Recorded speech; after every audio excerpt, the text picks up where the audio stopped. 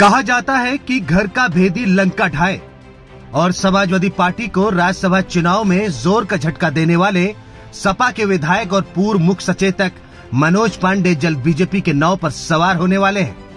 माना जा रहा है कि मार्च के महीने में मनोज पांडे बीजेपी ज्वाइन कर सकते हैं और उतर सकते हैं रायबरेली के रण में।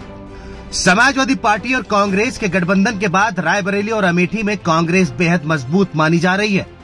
अमेठी में जहां बीजेपी से स्मृति ईरानी सांसद हैं, वहीं रायबरेली में 2019 के चुनाव में भाजपा प्रत्याशी दिनेश सिंह को हार का सामना करना पड़ा था और यही वजह है कि बीजेपी इस बार मनोज पांडे जैसे बड़े चेहरे पर दांव लगा सकती है।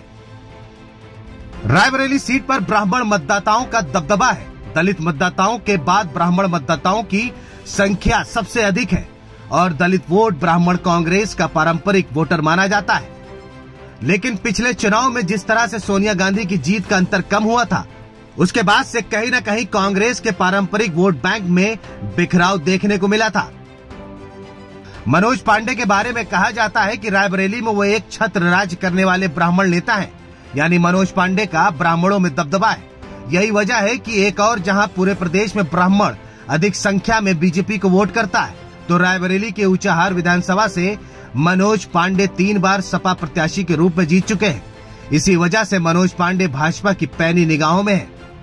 अब देखने वाली बात यही है कि कांग्रेस इस स्थिति का सामना किस तरह से करेगी, क्योंकि लगातार वोट बैंक में बिखराव के कारण ही अमेठी में भी कांग्रेस को हार का सामना करना पड़ा था और रायबरेली में भी राजनीतिक पंडित इस बार यही उम्मीद लगा रहे हैं कि अगर मनोज पांडे सपा छोड़कर बीजेपी में आते हैं तो कांग्रेस के लिए यह राह पथरीली हो जाएगी।